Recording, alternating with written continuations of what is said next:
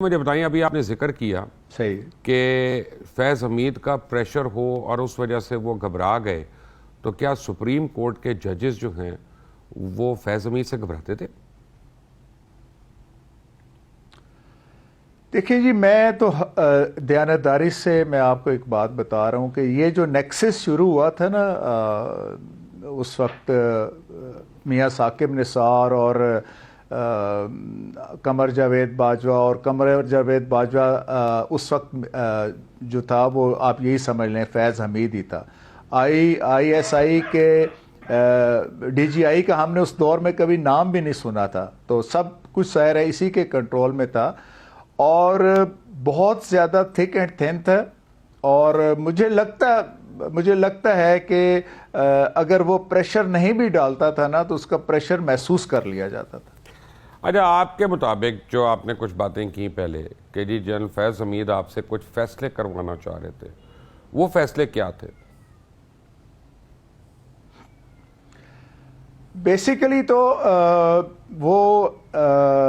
اس لیے آئے تھے، مطلب اس پریٹیکسٹ پہ آئے تھے کہ میں نے آپ کو یاد ہوگا کہ ایک آرڈر پاس کیا تھا اسلام آباد سے تمام طرح کی انکروچمنٹس ختم کرنے کا، جس میں سے I S I had quarter کے سامنے جو آپارا روڈ ہے وہ بھی شامل تھی۔ اچھا، وہ اب ظاہر ہے ایک پورے اس روڈ کے ساتھ ایک اچھا خاصا پورا گرین بیلٹ جو ہے وہ انہوں نے اس اپنے حدود میں شامل کیا ہوا تھا، اور ظاہر ہے اگر آپ کسی مائٹی ون سے کوئی اپنا آرڈر نہیں ایگزیکیوٹ کروا سکتے تو پھر یہ تو کچھ چھابڑی والوں کو کسی بازار سے ہٹا دینا یا فٹ پاتھ سے ہٹا دینا یہ کوئی بڑی وہ چیز نہیں ہے۔ تو خیر وہ میں نے آرڈر کیا، سی ڈی اے بھی اس میں ریلیکٹنٹ تھا، لیکن میں نے سی ڈی اے والوں کو بھی ٹائٹ کیا، وہ خیر وہ گئے تو اس کے حوالے سے وہ میرے پاس آئے تھے جی کہ پہلے انہوں نے یہی بات کی جی کہ اس کو آپ تھوڑا ہمیں ٹائم دے دیں، ریویو کر دیں۔ تو میں نے انہیں کہا تھا جی بات یہ ہے کہ میں نے اپنا آرڈر کر دیا ہے، میں آپ کو صرف اسی صورت میں کہ آپ کورٹ میں پیش ہو کے بتائیں کہ 2 مہینے کے اندر آپ یہ اس کو ریموو کر دیں گے، تو بس اس کے علاوہ کوئی دوسرا راستہ نہیں ہے۔ تو باقی اگر میرا آرڈر آپ نے چیلنج کرنا ہے سپریم کورٹ کر لیں، ثاقب نثار صاحب کے پاس لگے گا، وہ میرا نام دیکھتے ہی اس پہ کچھ نہ کچھ اس کو آلٹر کر دیں گے۔ تو خیر یہ انہوں نے بات کر کے پھر انہوں نے بات اس انداز میں مجھ سے شروع کی کہ سر یہ جو اکاؤنٹیبلٹی کورٹ ہے اس کے فیصلے کے اگینسٹ جب اپیل وغیرہ فائل ہوتی ہے تو اس کا کیا پروسیجر ہے۔ تو میں نے کہا جی کوئی پرٹیکولر کیس ہے؟ تو انہوں نے کہا ہاں جی وہ نواز شریف والا کیس ہے۔ تو میں نے انہیں کہا جی اس میں تو ابھی فائنل نہیں ہوا کوئی،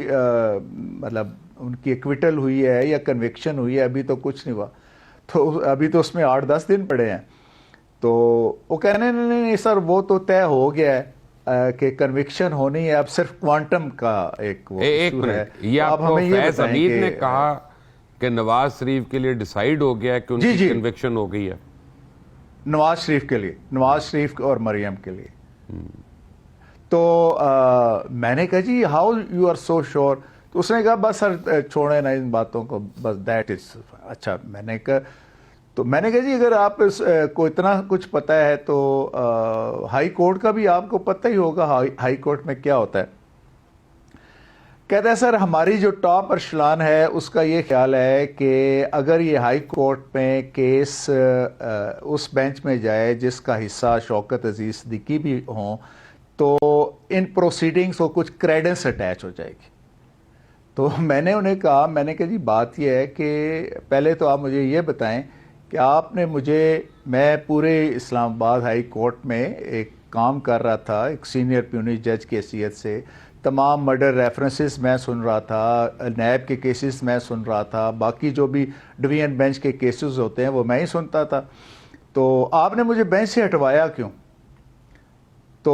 وہ کہنے لگے جی کہ بات یہ ہے کہ جو ہماری لیگل ٹیم ہے اس کا یہ خیال تھا کہ اسلام آباد ہائی کورٹ میں ایک ہی جج ہے جو کرمنل کام کو سمجھتا ہے اور جو پرو ڈیفنس بھی ہے تھوڑا سا، اور وہ میرا انہوں نے نام بتایا۔ تو انہوں نے کہا جی کہ میک شور کہ اس سے ریلیٹڈ یا یہ کیس ان کے پاس نہ جائے۔ تو پھر ہم نے آپ کے چیف جسٹس آف پاکستان کو ریکویسٹ کی, انہوں نے آپ کے چیف جسٹس کو کہا اس لیے آپ کو بینچ سے ہٹوایا گیا.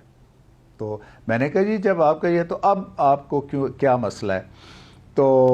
وہ کہنے لگے جی ہم یہ چاہتے ہیں کہ یہ اس طریقے سے ہو جائے, تو آپ یہ بتائیں کہ آپ کے پاس اگر یہ اپیل آئے تو آپ کیا کریں گے؟ تو میں نے انہیں کہا, میں نے کہا جی بات یہ ہے کہ اللہ تعالیٰ کے فضل سے میں وہ پاکستان میں شاید واحد جج ہوں جس کے سامنے اگر فائل آئے گی اور اسے یہ محسوس ہوگا کہ ملزم کا جرم بڑا ہے اور اس کو سزا کم ہوئی ہے, تو الحمدللہ میرے اندر اتنا حوصلہ ہے کہ میں اس کو انہانسمنٹ کا نوٹس دے دوں. لیکن بات اگر ادروائز ہے تو میں کسی کی دنیا بنانے یا بگاڑنے کے لیے اپنی عاقبت نہیں خراب کر سکتا. تو اس پہ اس نے کہا سر اس طرح تو ہماری 2 سال کی محنت ضائع ہو جائے گی. تو پھر اس نے کہا سر ہم اصل میں یہ چاہتے ہیں کہ الیکشن سے پہلے نواز شریف اور مریم جو ہے وہ باہر نہ آئیں اور رہیں, تو اگر یہ تو میں نے اگین کہا, میں کہا جی بات تو وہی ہے جو میں نے کر دی ہے. تو پھر اس نے کہا دیکھیں سر ہم یہ سوچ رہے ہیں کہ ہم سپٹمبر میں آپ کو اسلام آباد ہائی کورٹ کا chief justice acting chief justice بنوا دیتے ہیں, آپ کے چیف جسٹس کو میڈیکل گراؤنڈز پہ رخصت پہ بھیج دیا جائے گا, تو 26 نومبر کو آپ ویسے ہی پکے مطلب ریگولر آپ کی ہو جائے گی. تو ہمارے تو سر 2-3 نیشنل انٹرسٹ کے اور ڈیفنس پاکستان کے انٹرسٹ سے کیسز ہوتے ہیں, باقی تو کوئی نہیں. تو میں نے اس پہ اس کو کہا تھا, میں کہ فیض حمید صاحب بات یہ ہے کہ یہ تو اسلام آباد ہائی کورٹ کے چیف جسٹس کا معاملہ ہے نا, آپ مجھے اگر یہ کہیں نا کہ آپ مجھے چیف جسٹس آف پاکستان بنوا دیں گے اور اس کے عوض میں اپنا ضمیر آپ کے پاس گروی رکھ دوں تو مجھے یہ سودا قبول نہیں.